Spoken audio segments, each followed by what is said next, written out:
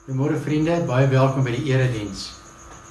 Ons begin met 'n kort lesing uit Psalm 111. Die Here hou sy verbond altyd in stand. Wat hy doen, getuig van trou en reg. Al sy voorskrifte staan vas. Hulle is vir altyd geldig. Hulle is gegee in trou en regverdigheid. Hy het vryheid vir sy volk bewerk. Sy verbond vir altyd ingestel. Sy naam is heilig, dit wek ontzag. Wysheid begin met die dien van die Here. Almal wat dit doen, het ware insig. Vriende, genadig en barmhartig is die Here, ook oor jou en my. Amen.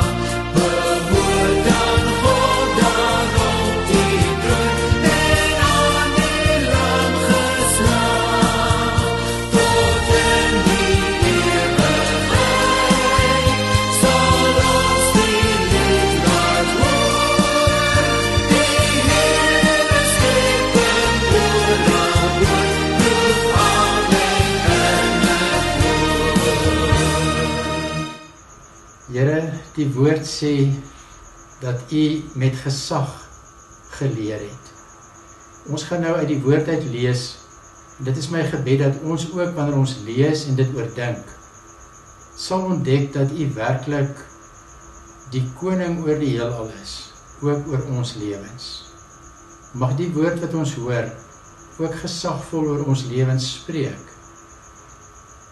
Mag dit woorde wees wat as het ware goedgekeur is deur U self en wat so in die harte van mense inbeweeg om ons lewens aan te raak en te verander. Amen. Ons lees vanoggend uit Markus 1 vers 21 verder. Hulle het in Kapernaum gekom. Toe die Sabbatdag aanbreek het Jesus reguit na die sinagoge toe gegaan en die mense daar begin leer.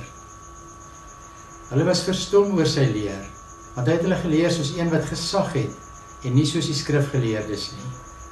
Daardie oomblik was daar in hulle sinagoge 'n man wat van 'n onrein gees besete was. Hy het uitgeskreeu, "Wat het ons met U te doen, Jesus van Nasaret? Het U gekom om ons te verdelg? Ek weet goed wie U is. U is die Heilige van God." Maar Jesus het hom skerp aangespreek, "Bly stil en gaan uit hom uit." Die onrein gees het die man stuiptrekkings laat kry, hard geskreeu en toe uit hom uitgegaan.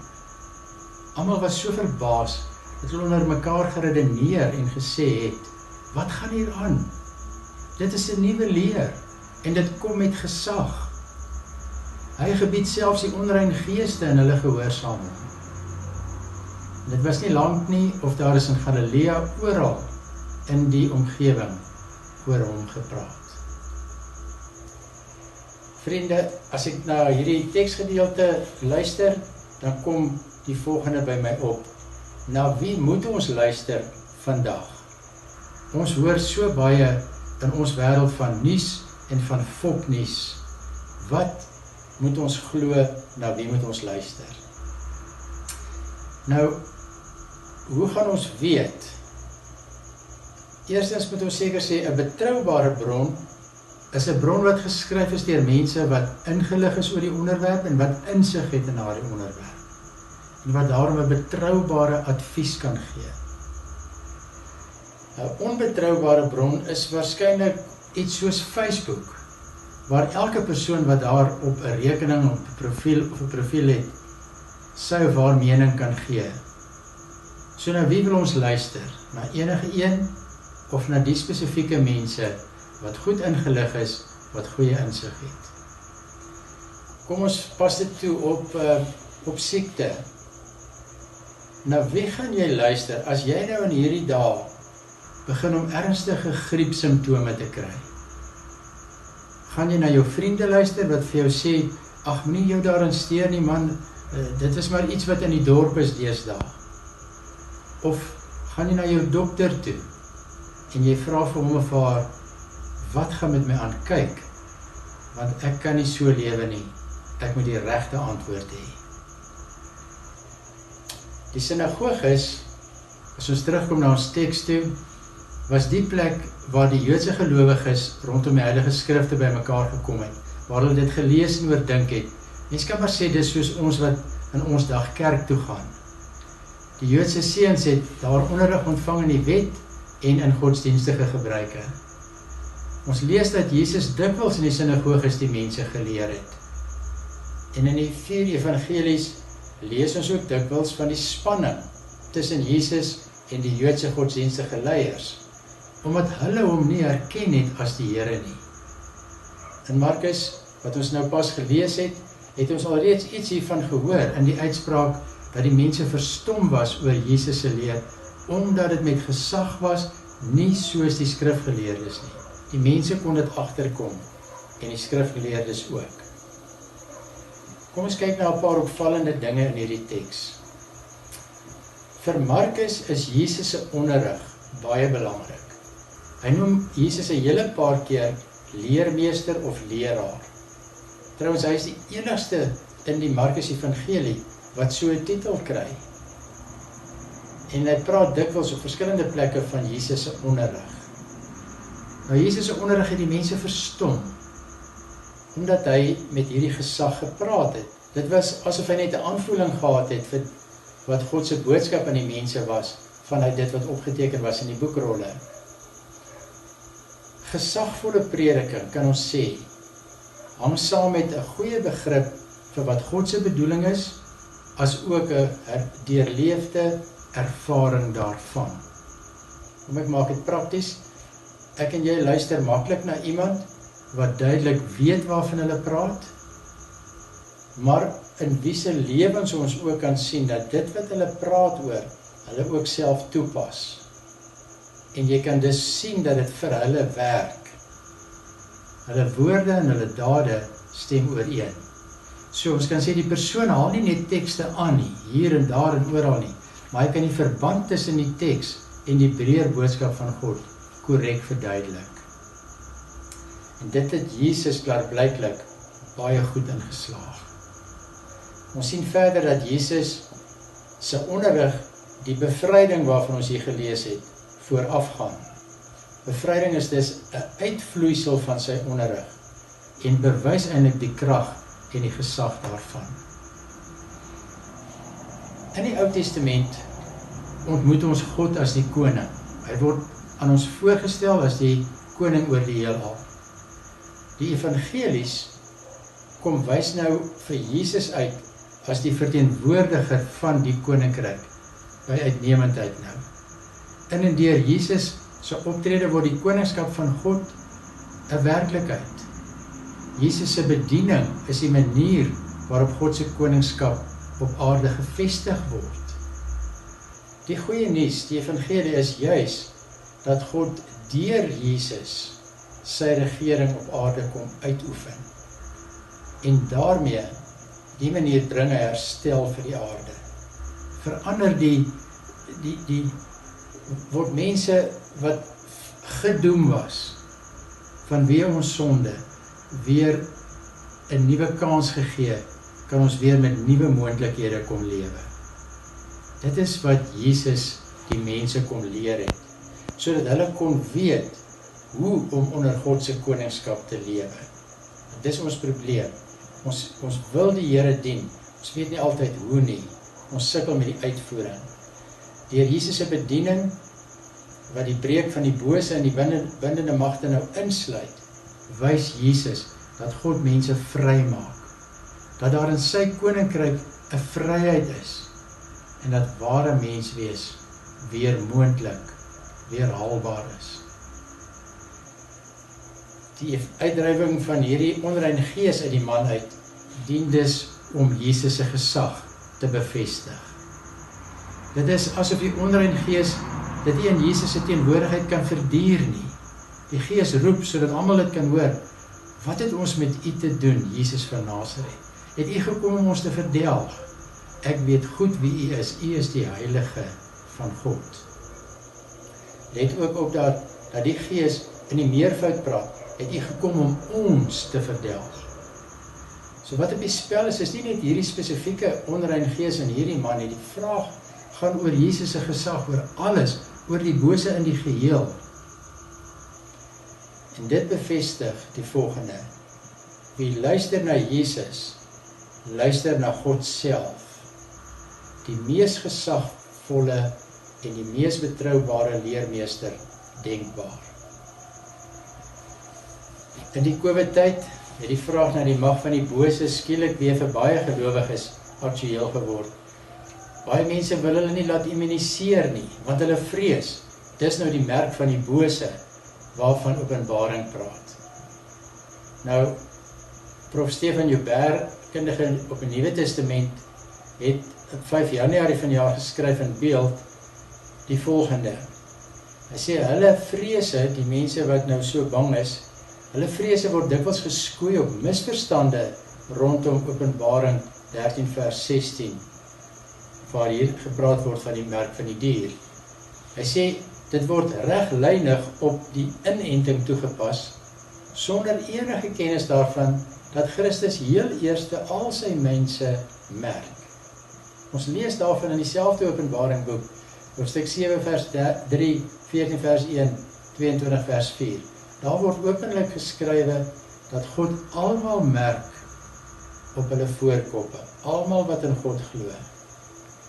En hy skryf verder in Openbaring, dat alle gelowiges se name opgeskryf is in die ewige boek, volgens Openbaring 3 vers 5, 3 vers 12, 21 vers 27. So bang, benoude godsdienstiges weet dus nie, dat Openbaring 13 vers 16 eintlik vir ons sê, die bose is maar 'n flou copycat, volgens Prof. Stefan Joubert. Vriende, ons het verlede Sondag uit Psalm 131 gelees en gehoor dat God elkeen van ons baie goed ken. En dat ons nie in angs hoef te lewe nie. Want God se bedoeling met jou en met my is net goed. Vandag hoor ons die bevestiging hiervan op 'n ander manier. Ons hoor dat egte genesende gesag by Jesus te vind is. Hy bring die regering van God in ons lewens in. Hy leer ons reg. Hy plaas ons op die regte koers. Ons kan hom dank dat hy oor alles regeer. Daarom is dit nie siektes of pandemies of al die kommunisme en fundamentalisme, en noem al daai isme woorde op, of selfs gierigheid en moordlus en wraaksug waarvan ons vandag in die Koran te lees. Dis nie hierdie dinge wat die laaste sê oor ons lewens het nie. Nee, want die bose se rug is geknak. God regeer. Kom ons bely vanoggend saam, dan sê ons, ek glo, Jesus is die Heer. Ek volg Jesus. Ek leef gehoorsaam aan hom. Amen. Here, dankie dat ons vanoggend vanuit die woord weer opnuut bemoedig kan word en dat ons kan hoor, U is gesagvol, U regeer oor alles. Ons het niks te vrees nie. Ja, Here, ons weet dat dit wat op aarde gebeur, beïnvloed ons. Siekte beïnvloed ons. COVID beïnvloed ons. Dit laat ons self siek, dit laat ons geliefdes siek, dit laat selfs van ons geliefdes sterwe. Maar tog sê hy vir ons, soos in Romeine 8, in al hierdie dinge is ons meer as oorwinnaars, omdat Christus se liefde altyd by ons is. Mag ons kalm raak, mag ons, soos die Israeliete van ouds, soos wat Moses vir hulle gesê het, terugkyk na die aanvallende leer en hoor, soos wat julle hulle nou sien, sal dit nie weer gebeur nie, die Here sal vir julle veg. Mag ons regtig vrede vind daarom om te weet, ons is in U hand. Amen.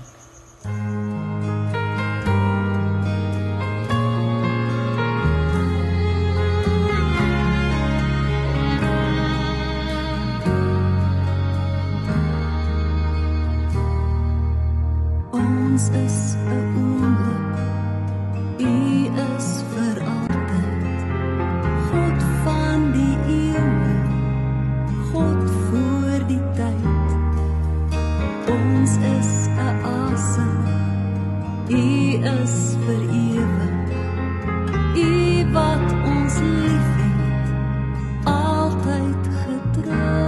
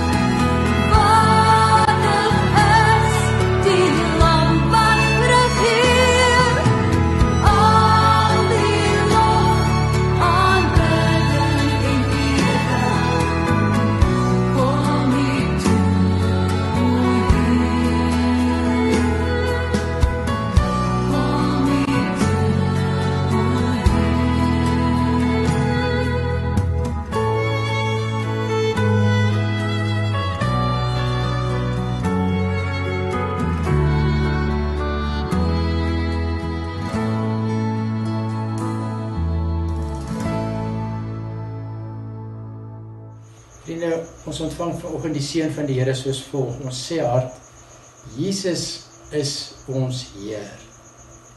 Ons volg hom. Hy is by jou. Amen. Mag jou week baie mooi wees mag jy ervaar dat die Here, jou Here, by jou is. Mooi loop.